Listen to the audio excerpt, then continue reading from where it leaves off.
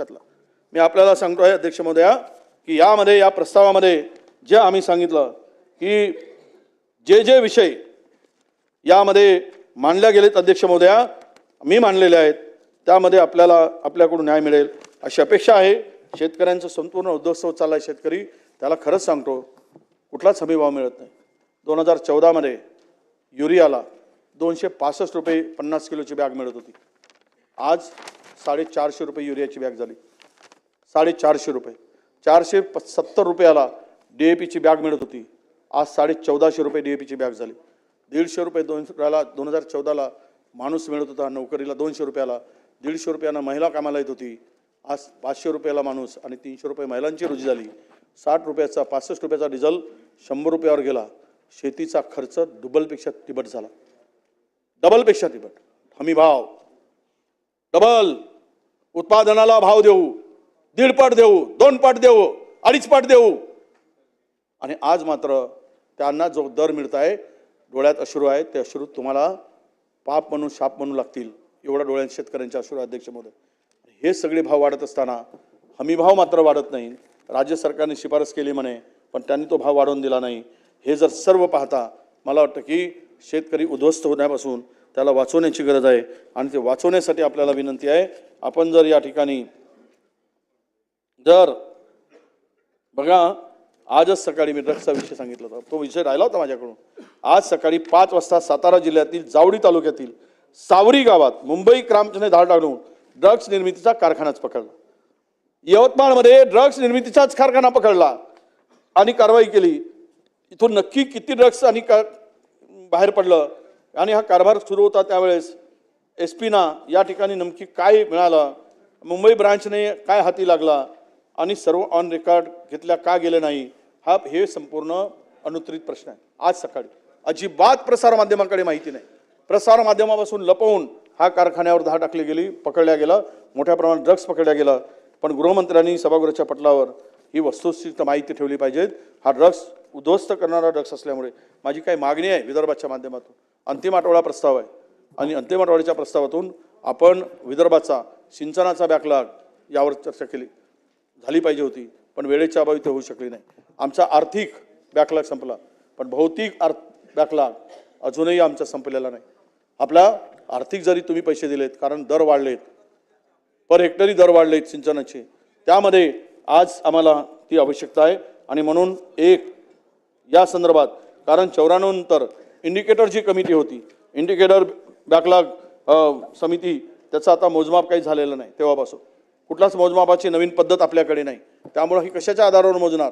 राज्यपाल महोदय त्यांना आम्हाला सांगत नाहीत किंवा माहिती देत नाहीत की नेमकं यामध्ये काय आहे, या संदर्भात माहिती होत नाही। म्हणून आम्हाला आमची मागणी आहे शेतकऱ्यांसाठी की धानाला 1000 रुपये प्रति हेक्टर भाव दिला पाहिजे, सोयाबीन आपल्या 1000 रुपये प्रति क्विंटल बोनस दिला पाहिजे, सोयाबीनला 2000 रुपये प्रति क्विंटल बोनस देण्याची आवश्यकता आहे। कापूस आधारित उद्योग काय उभारणार आहात?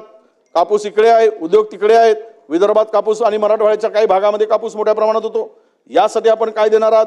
उद्योगांच्या सबसिडी, कारण आजही बेरोजगार हैदराबाद, बेंगलोर, पुणे, मुंबईला जातोय, विदर्भात रोजगाराच्या तरुणांच्या हाताला, सुशिक्षित बेरोजगाराला, इंजिनियरला कुठलाच काम नाही, MBA झालेले पोरं कुठलाच हाताला काम नाही, नोकरीच्या शोधात तिकडे जावं लागतं। हे आमचं यश आहे, हे आम्ही विदर्भाने मिळवलं आहे।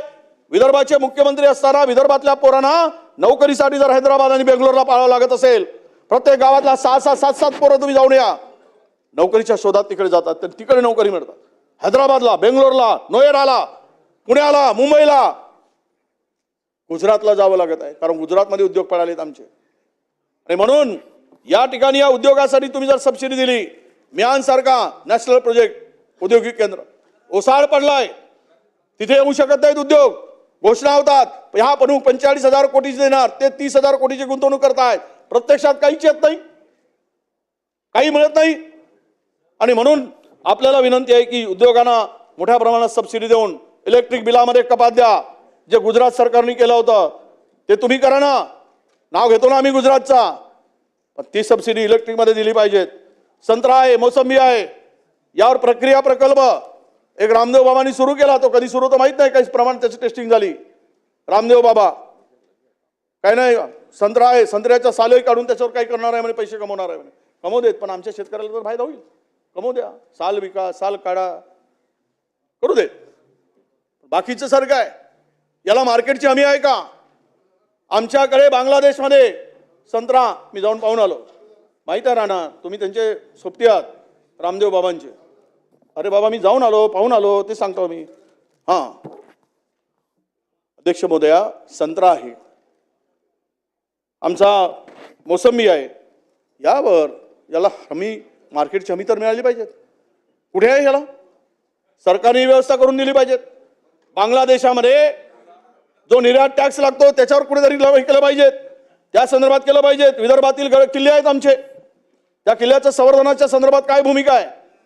हा याला इतिहास आहे, गोंडराजाचा इतिहास आहे, भोसलेकालीन इतिहास आहे, प्रचंड मोठा इतिहास आहे. माणिकगड, वैरागड, गाविलगड, नरसाळा, चंद्रपूर या किल्ल्याच्या संवर्धनासाठी द्या ना पैसे. आपण देतोच, छत्रपती शिवरायांच्या किल्ल्यासाठी देतो. गोंडराज्यातील अनेक जण लढलेत, इंग्रजाविरुद्ध लढलेत, भोसले घराणे लढलेत. यासाठी या किल्ल्याचं संवर्धन करा.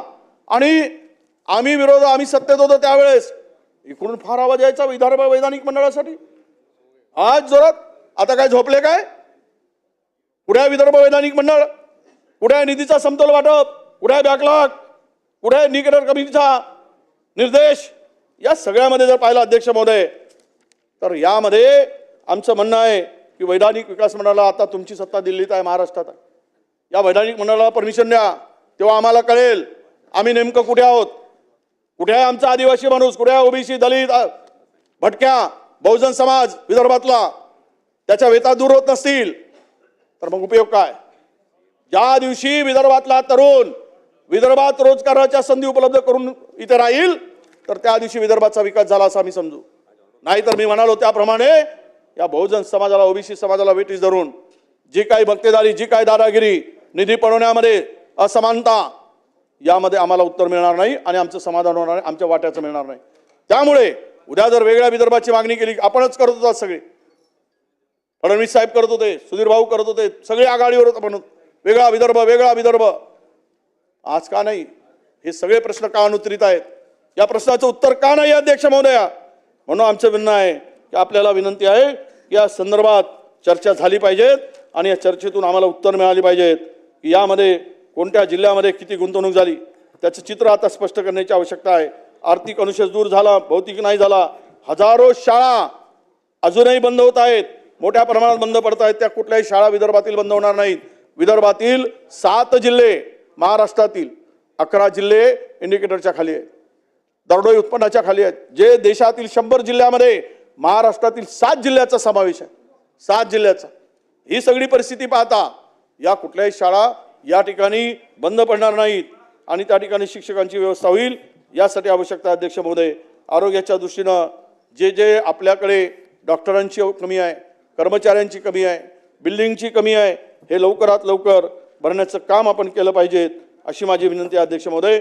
आणि शेवटचं 63 दिवसामध्ये आता तुम्ही आज शिल्लक असलेला सोयाबीन 18.5 लाख टन सोयाबीन शिल्लक आहे शेतकऱ्याकडे, तो कसा खरेदी करणार तुम्ही?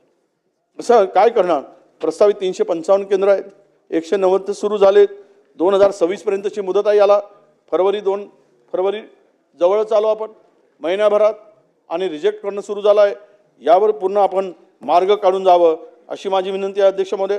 विनंती आहे पुन्हा पश्चिम विदर्भामध्ये एकच काढून जा आणि सांगून जा 2014 ते 2025 किती प्रकल्प सिंचनाची तुम्ही सुरुवात केली, किती पूर्ण झालेत, कुठल्या स्टेजला आहेत, किती खर्च येणार आहे. तुमच्या कालावधीमध्ये स्टार्ट टू एंड एक तरी प्रकल्पाचं नाव घेऊन जा, म्हणजे आम्हाला कळेल की विदर्भातील तुम्ही या 10-11 वर्षामध्ये एक मोठा सिंचन प्रकल्प मानला.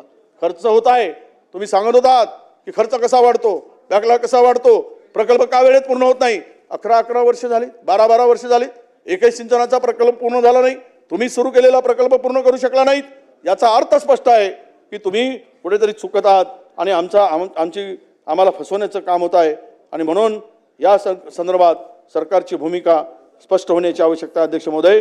शेतकऱ्यांच्या झालेल्या आत्महत्या, शेतकऱ्याची एकूण परिस्थिती, हे सगळं पाहता माजी मालगुजारी तलावांचं गाळ काढणं असेल, त्याची सिंचन क्षमता वाढवणं असेल, या सगळ्याचं उत्तर मला मिळेल अशी मी माननीय मुख्यमंत्री महोदयाकडून, सरकारकडून अपेक्षा करतो आणि मी जे जे मुद्दे या ठिकाणी उपस्थित केलेत त्या सर्व मुद्द्यांचं उत्तर मिळेल आणि विदर्भाला जाताना किमान सोयाबीन आणि धान उत्पादक शेतकऱ्यांची काळजी घेऊन त्यांना तेवढी तरी मदत करून आपण जावं, नाहीतर